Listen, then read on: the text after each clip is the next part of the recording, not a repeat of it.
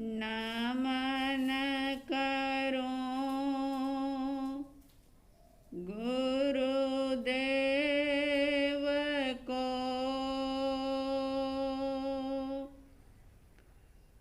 ऋण ना चुकाया जाए। नमन करो गुरुदेव को, ऋण ना चुकाया जाए। धर्म रतन ऐसो दियो, पाप निकट नहीं आए। धर्म रतन ऐसो दियो, पाप निकट नहीं आए।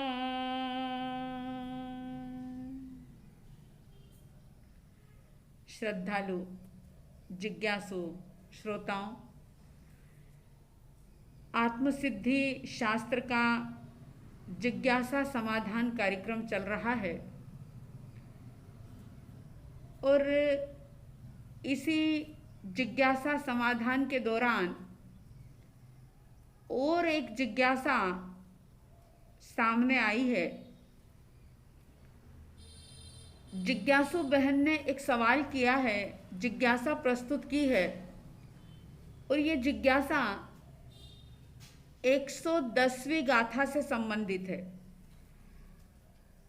110वीं गाथा में आप लोगों ने सुना था, मत दर्शन आग्रह तजी, वरते सतगुरु लक्ष्य, लहे शुद्ध समकीर्तने,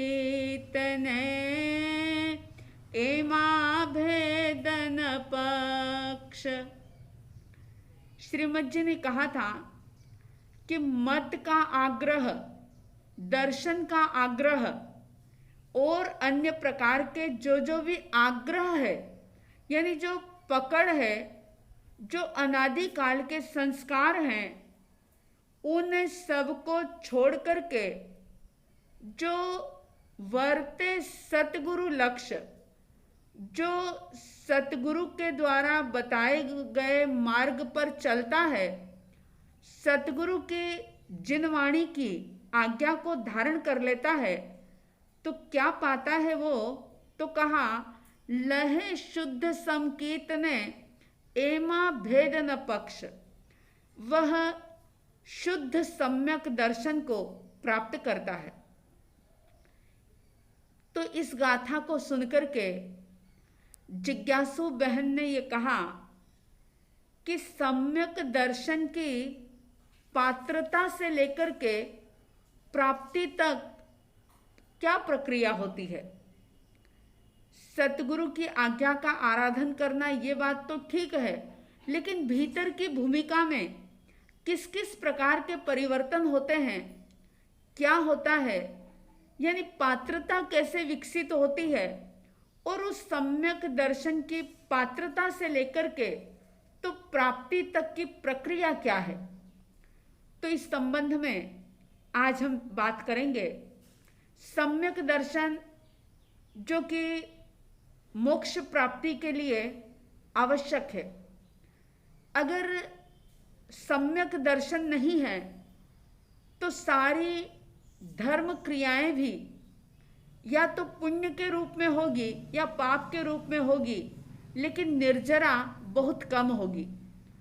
सम्यक दर्शन बहुत आवश्यक है और इसकी पात्रता और इसकी प्राप्ति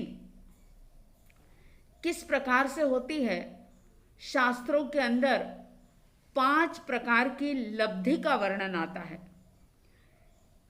कहते हैं कि सबसे पहली लब्धि, लब्धि का मतलब होता है सिद्धि, एक प्रकार की योग्यता, पात्रता। क्या होता है? तो बता रहे हैं कि सबसे पहली लब्धि जो होती है वो होती है क्षयोपशम लब्धि। जब क्षयोपशम लब्धि की प्राप्ति जीव को होती है तो उसमें क्या होता है कि उस जीव की तत्व के विचार करने की जो ताकत है, जो क्षमता है, वो पैदा होती है। तत्व की बात, जीव अजीव तत्व की विचारणा करने का एक सामर्थ्य पैदा होता है जब क्षयोपशम लब्धि प्राप्त होती है। और इस लब्धि के द्वारा जीव मेरा हित क्या है, मेरा अहित क्या है, मेरा कल्याण किसमें है, मेरा अकल्याण किसमें है, इस बात पर विचार करने की ताकत रख सकता है। और इतना ही नहीं, वास्तविक सुख कौन सा है, दुख कौन सा है, आज तक मैंने क्या माना है और वास्तविकता क्या है, इस पर भी वो विचार करता है। और क्षयोपशम लब्धि वाला जीव जो भी सतगुरु की वाणी सुनता है तो सुनने के बाद उसको यथार्थ रूप से ग्रहण करने की कोशिश करता है, यानी भाव जागता है उसका कि हाँ, जो मैंने सुना है वो मुझे सिर्फ कानों का विषय नहीं बनाना है, बल्कि उसे ग्रहण करना है। जैसा है वैसा मुझे समझना है, जो तत्व जैसा है वैसा ही मुझे समझना है। ऐसा क्षयोपशम लब्धि के द्वारा इस प्रकार की योग्यता प्राप्त होती है। उसके बाद दूसरे प्रकार की लब्धि आती है विशुद्धि लब्धि। विशुद्धि लब्धि में क्या होता है? पहली क्षयोपशम लब्धि और दूसरी विशुद्धि लब्धि। विशुद्धि लब्धि प्राप्त होने पर जीव के परिणाम जो है, भाव जो हैं, वो निरंतर विशुद्ध होते चले जाते हैं। जो संक्लेश परिणाम होते हैं, यानी अशुभ कर्म का बंध कराने वाले जो भाव होते हैं, वो शुभ का बंध कराने वाले बनने लग जाते हैं। यानी संक्लेश परिणाम दूर होते हैं और असंक्लेश परिणाम पैदा होते हैं, जिससे कि शुभ नाम कर्म, साता वेदनीय, ऊंच गोत्र, इस प्रकार के यानी शुभ का बंध होने लग जाता है। आत्मा की विशुद्धि होने लग जाती है। संक्लेश परिणाम कम होते हैं और शुभ परिणामों के अंदर वृद्धि होने लग जाती है। और इस विशुद्धि लब्धि के अंदर क्या होता है कि मोह कर्म का जो उदय होता है वो मंद रूप में होता है। कषाय भी कुछ मंद होने लग जाते हैं और तत्व के प्रति, जीव अजीव आदि जो तत्व हैं, आत्म तत्व है, उसके प्रति उसके मन के अंदर एक जिज्ञासा पैदा होती है। तत्व को जानने की, चिंतन करने की एक ललक पैदा होती है, पुरुषार्थ जागता है। उसके मन में एक तीव्र अभिलाषा होती है तत्व को जानने की। और इतना ही नहीं, मन के अंदर विचार आता है कि ये जन्म मरण से युक्त ये जो संसार है, इसके अंदर भटकते भटकते, परिभ्रमण करते हुए इतना समय हो गया तो उसे थकान महसूस होती है। जन्म मरण रूप संसार में परिभ्रमण की थकान महसूस होती है और उससे छूटने का भाव भी दृढ़ होता है। अंदर में भाव जागता है कि मैं इस संसार के परिभ्रमण से कैसे छूटूं। और इतना ही नहीं होता, इसके आगे भी होता है। क्या होता है? तो कहा कि सारे जीवों के प्रति उसके मन में दया की भावना आती है। नाम ही है विशुद्धि लब्धि। जब विशुद्धि लब्धि की प्राप्ति होती है तो अंदर में विशुद्धि विशुद्धि बढ़ती चली जाती है। जीवों के प्रति करुणा का भाव होता है, और जहाँ राग द्वेष बढ़ते हों ऐसे निमित्तों से वो जीव सहज ही दूर रहने की कोशिश करता है। समझ आ जाती है उसके अंदर कि कौन से संयोगों में राग द्वेष ज़्यादा बढ़ रहे हैं, कौन कौन से ऐसे निमित्त हैं जिसमें मेरे मोह कर्म का बंद हो रहा है, मेरे कषाय ज़्यादा बढ़ रहे हैं, राग द्वेष निरंतर बढ़ता जा रहा है। तो ऐसे निमित्तों से वो जीव, विशुद्धि लब्धि वाला जीव, दूर रहने की कोशिश करता है। सहज रूप में उन निमित्तों को वो छोड़ता चला जाता है। तो पहली जो है वो क्षयक्षम लब्धि, दूसरी लब्धि है विशुद्धि लब्धि, और तीसरी लब्धि ज्ञानी कहते हैं देशना लब्धि। देशना लब्धि, देशना का मतलब होता है उपदेश।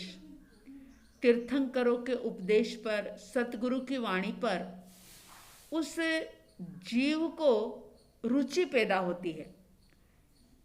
उपदेश क्या है, जिन वाणी के अंदर क्या कहा गया है, वो सब जानने की जिज्ञासा पैदा होती है। और बार बार जिनके द्वारा जिन वाणी का बोध मिले उनसे परिचय करने का भाव होता है।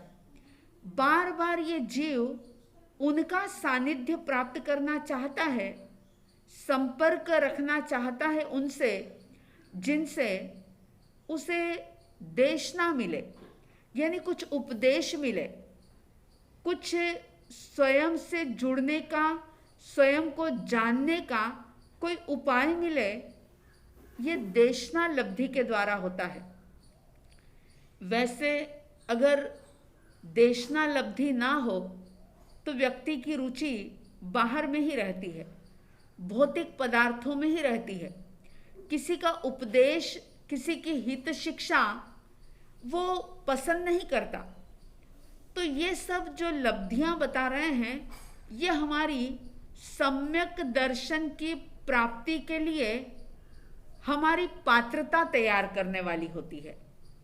तो देशना लब्धि से इस जीव के अंदर जिन वाणी के प्रति, जिनेश्वर की देशना के प्रति एक अहोभाव पैदा होता है। जो भी उपदेश उन्होंने सुना है, बार बार उस पर चिंतन होता है, मंथन होता है। ऐसा नहीं कि गुरु से सुना, जैसे ही बाहर गए कि वो एकदम से भूल गए, ऐसा नहीं होता, बल्कि उस पर चिंतन होता है, श्रद्धा होती है, और तत्व की बात सुनकर के वो विचार करता है जीव। देशना लब्धि वाला जीव विचार करता है कि मेरा स्वरूप ऐसा ही है।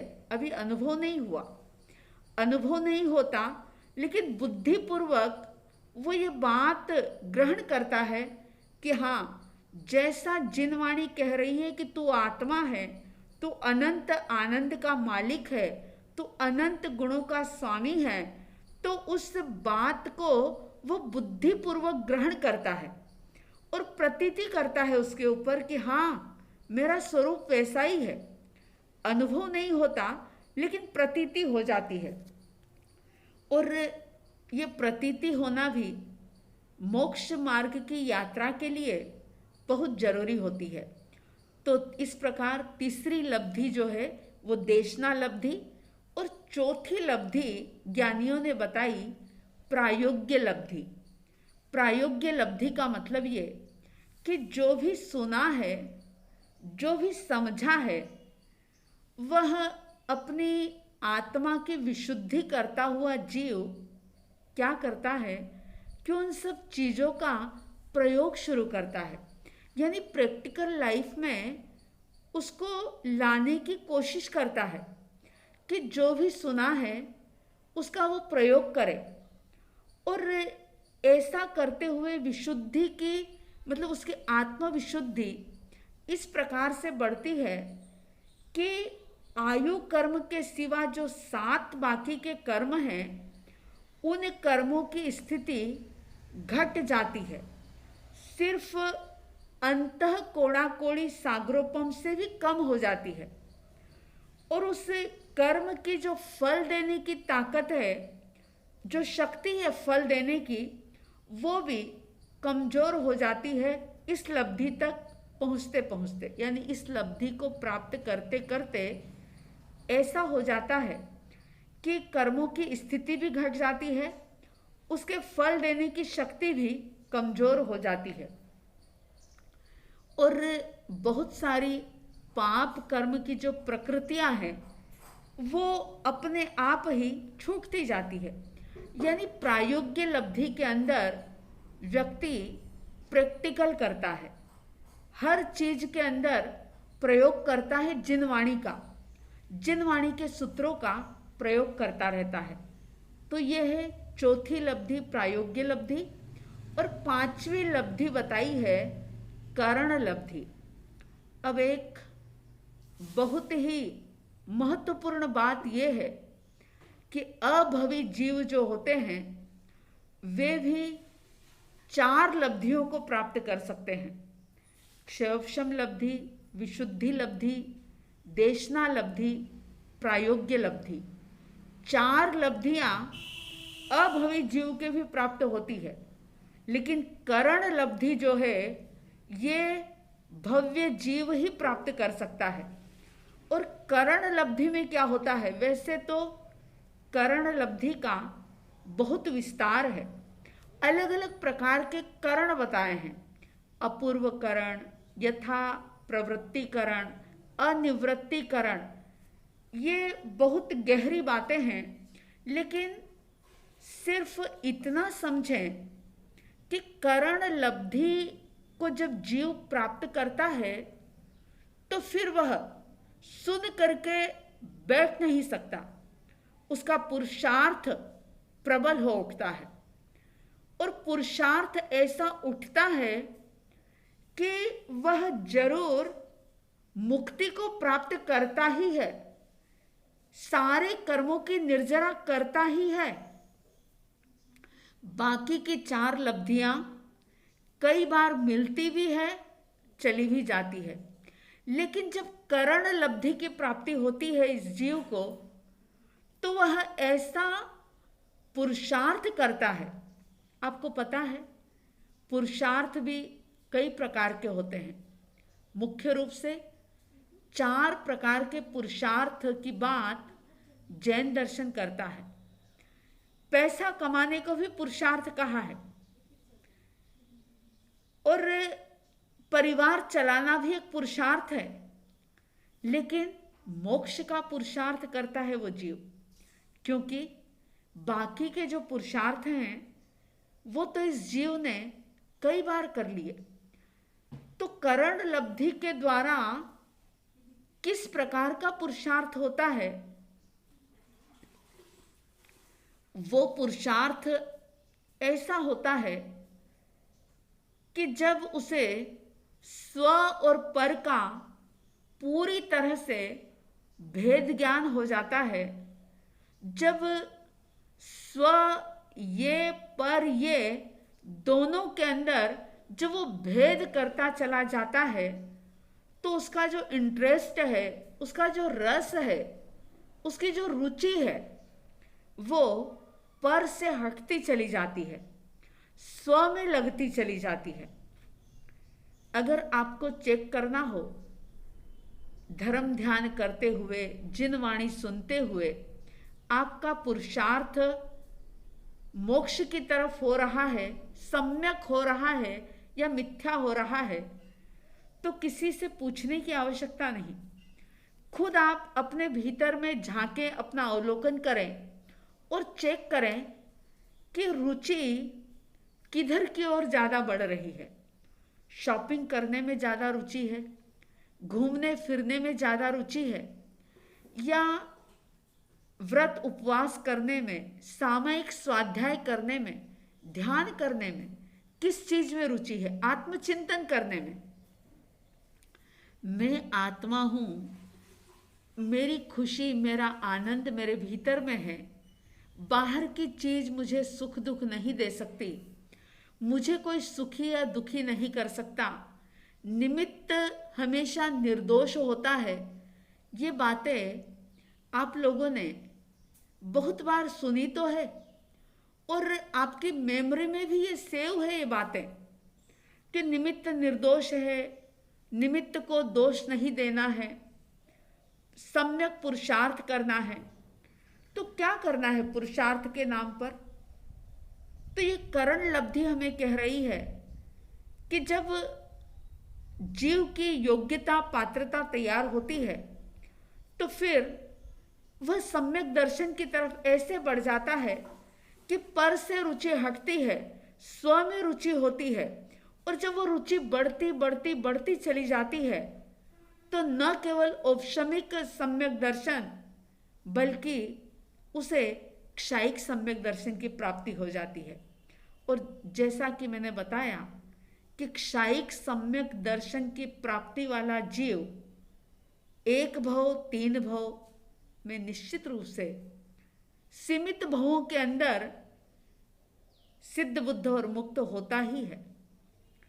तो ये सम्यक दर्शन की पात्रता से लेकर के प्राप्ति तक की ये प्रक्रिया है।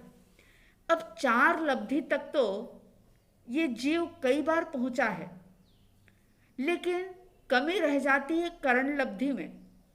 और करण लब्धि बराबर प्राप्त तो होती है, लेकिन हम उसका प्रयोग नहीं कर पाते, हम अपने पुरुषार्थ को प्रबल नहीं कर पाते। मैं आत्मा हूं, मैं आत्मा हूं की बात तो करते हैं, आत्मा के नाम से ध्यान भी करते हैं, स्वाध्याय भी करते हैं, बहुत कुछ करते हैं, लेकिन उसके अंदर सचमुच जो रुचि पैदा होनी चाहिए, जो एक रस पैदा होना चाहिए, वो नहीं हो पाता। और इसीलिए हमारा पुरुषार्थ सम्यक नहीं हो पाता, मिथ्या रह जाता है और हम मुक्ति के अधिकारी बन नहीं पाते।